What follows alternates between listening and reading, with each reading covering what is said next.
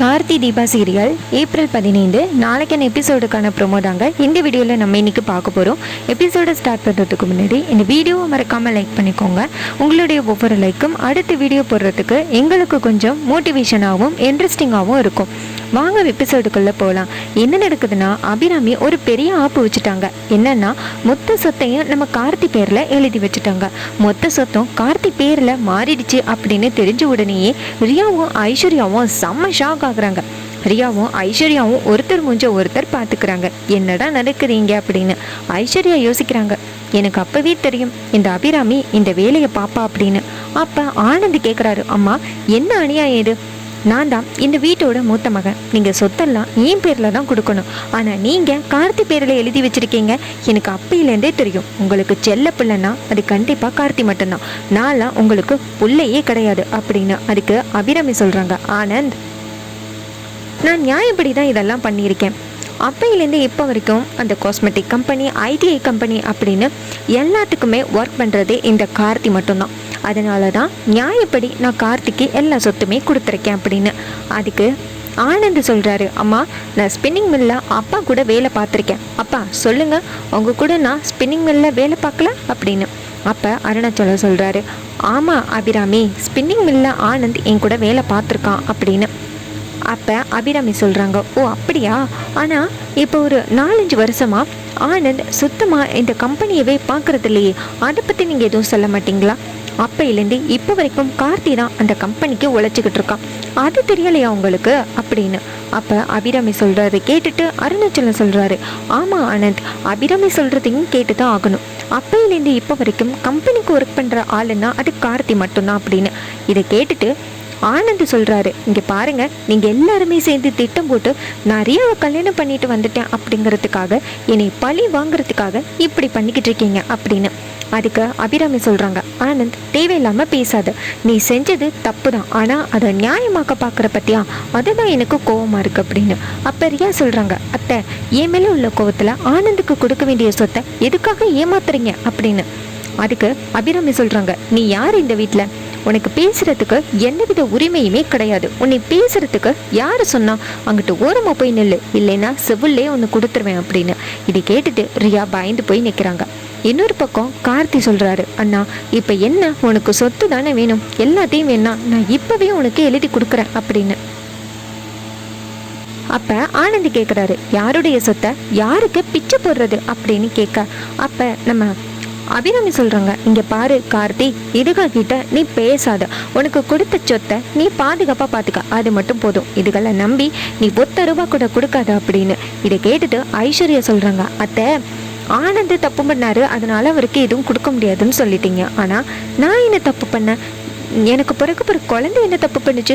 எதுக்காக எங்களுக்கு சொத்து கொடுக்கல அப்படின்னு. அப்போ அபிராமி சொல்கிறாங்க, இங்கே பாரு, அருண் அப்பையிலேருந்து இப்போ வரைக்கும் கம்பெனிக்காக ஒரு துளி அளவு கூட அவன் எஃபோர்ட் போட்டதே கிடையாது. அப்படி இருக்கையில் அவனுக்கு எப்படி நான் சொத்தை கொடுப்பேன் அப்படின்னு கேட்குறாங்க. இதை கேட்டுட்டு ஐஸ்வர்யா சொல்கிறாங்க, அத்தை, எங்கள் 2 பேரையுமே நல்லா ஏமாத்துறீங்க அப்படின்னு.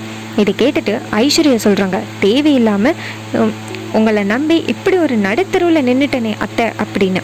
அப்போ கார்த்தி சொல்கிறாரு, இங்கே பாருங்கள், ஏன் இப்படி சண்டை போடுறீங்க அப்படின்னு. அப்போ ஆனந்த் சொல்கிறாரு, இது வரைக்கும் கார்த்தி ஸ்பின்னிங் மில்லில் வேலை பார்த்து நான் பார்த்ததே கிடையாது. அம்மா, நீங்கள் கார்த்திக்கு சொத்து கொடுக்கணும் அப்படிங்கிறதுக்காக இந்த வேலையை பண்ணுறீங்க அப்படின்னு. அப்போ நம்ம கார்த்தி சொல்கிறாரு, அண்ணா, என்ன ஸ்பின்னிங் மில்லில் நான் வேலை பார்க்கணும், அவ்வளோதானே உனக்கு வேணும்?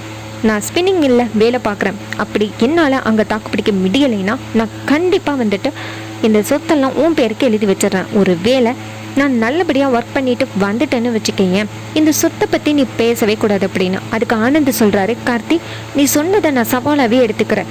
நீ 1 மாதம் ஸ்பின்னிங் மில்லில் வேலை பாரு, எந்த பிரச்சனையும் இல்லாமல். அப்படி நீ நல்லபடியாக வேலை பார்த்துட்டு வந்துட்டேன்னா நான் இந்த சொத்தை பற்றி காலத்துக்கும் பேசவே மாட்டேன். ஒரு வேளை உன்னால் ஒர்க் பண்ண முடியலைன்னா அதே செகண்ட் சொத்து பூரா என் பேருக்கு வந்தாகணும் அப்படின்னு.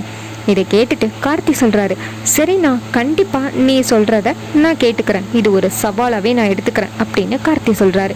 அப்போ அபிராமி கேட்குறாங்க, கார்த்தி, என்னப்பா இது அப்படின்னு. அப்போ கார்த்தி சொல்கிறாரு, அம்மா, இந்த வீட்டில் உள்ள பிரச்சனையை முடிக்கிறதுக்கு எனக்கு ஒரு நல்ல வாய்ப்பு கிடைச்சிருக்கு, இதை நான் பயன்படுத்தி இந்த பிரச்சனையை நான் முடிச்சிடறேன் அப்படின்னு. இதை கேட்டுட்டு அபிராமியும் சரிப்பா அப்படிங்கிறாங்க. கார்த்தி நேராக அவருடைய ரூமுக்கு போகிறாரு. அப்போ நம்ம தீபா சொல்கிறாங்க, சார் இத்தனை நாளும் அந்த கம்பெனியில் நீங்கள் ஒரு முதலாளி மாதிரி இருந்தீங்க, திடீர்னு உங்களால் எப்படி தொழிலாளியாக வேலை பார்க்க முடியும் அப்படின்னு. அதுக்கு கார்த்தி சொல்கிறாரு, தீபா எல்லாமே ஒரே வேலை தான், கண்டிப்பாக என்னால் அந்த வேலையை மேனேஜ் பண்ண முடியும்னு எனக்கு கொஞ்சம் நம்பிக்கை இருக்குது அப்படின்னு. இதை கேட்டுட்டு தீபா சொல்கிறாங்க, சார் எனக்கும் நம்பிக்கை இருக்குது சார், ஆனால் ஆனந்துக்கும் ஐஸ்வர்யாவுக்கும் ஏற்கனவே உங்களை பிடிக்கல, அவங்க கண்டிப்பாக நீங்கள் நல்லபடியாக வேலை பார்க்காத முறைப்படி கண்டிப்பாக ஏதாவது ஒரு பிரச்சனை பண்ணுவாங்க அப்படின்னு. அப்போ ஆனந்த் சொல்கிறாரு, என்ன பிரச்சனையாக இருந்தாலும் நான் பார்த்துக்கிறேன் தீபா, நீங்கள் எந்த கவலையும் பட வேணாம் அப்படின்னு. உடனே நம்ம தீபா சொல்கிறாங்க, சரிங்க சார் அப்படின்னு. மறுநாள் காலை கார்த்தி லேபர் யூனிஃபார்ம் போட்டுக்கிட்டு கிளம்பி ஆஃபீஸ்க்கு கிளம்புறாரு. இதை ரியா கவனிக்கிறாங்க. ரியா என்ன பண்ணுறாங்கன்னா, நேராக ஆனந்த்கிட்ட போயிட்டு, என்னங்க நீங்கள் என்ன சொன்னீங்க, கார்த்தி கண்டிப்பாக வேலைக்கு போக மாட்டான்னு சொன்னீங்க, இப்போ உங்கள் கார்த்தி அந்த காக்கி சட்டை போட்டுக்கிட்டு வேலைக்கு ரெடி ஆகிட்டார் அப்படின்னு. அப்போ ஆனந்த் சொல்கிறாரு, அவன் போனால் போகட்டும், அங்கே 4-5 பேர் ரெடி பண்ணி வச்சுருக்கேன், அவனுங்க ஃப்ளூயண்ட்டாக கார்த்தியை டார்ச்சர் பண்ணிக்கிட்டே இருப்பானுங்க, அந்த டார்ச்சர் தாங்க முடியாமல் கார்த்தி எனக்கு இந்த வேலையே வேணான்னு சொல்லிட்டு வந்துடுவான், வேணும்னா பாரு நான் சொல்கிறது தான் நடக்கும் அப்படின்னு. இதை கேட்டுட்டு ரியா சொல்கிறாங்க, நல்ல வேளை ஆனந்த் தம்பி பாவம்னு நினச்சி நீங்கள் வாய்ப்பு கொடுப்பீங்கன்னு நினச்சேன், அப்படி தான் இங்கே இருக்கணும், கார்த்தி கண்டிப்பாக இந்த போட்டியில் ஜெயிக்கக்கூடாது, சொத்து புறா நமக்கு வரணும் அப்படின்னு. இதை கேட்டுட்டு ஆனந்த் சொல்கிறாரு, ரியா நீ தான் இந்த வீட்டோட மகாராணி, ஞாபகம் வச்சுக்கோ, கண்டிப்பாக இன்னைக்கு கார்த்தி தோற்று போய் வீட்டுக்கு வருவான் அப்படின்னு. இன்னொரு பக்கம் கார்த்தி ஒர்க்குக்கு கிளம்புறாரு. நம்ம தீபா அனுப்பி வைக்கிறாங்க.